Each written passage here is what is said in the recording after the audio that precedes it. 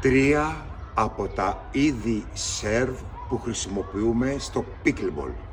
Πρώτο service με top spin.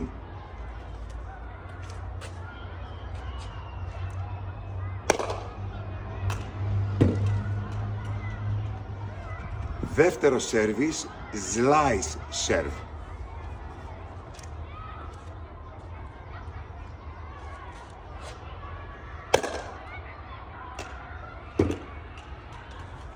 Και τρίτο service, lob serve.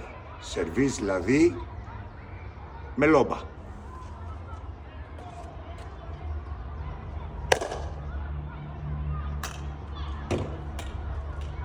Αυτά τα τρία service χρησιμοποιούμε στο pickleball ως επιτοπλίστων. Στο νέο άθλημα που έχουμε φέρει στην Ελλάδα.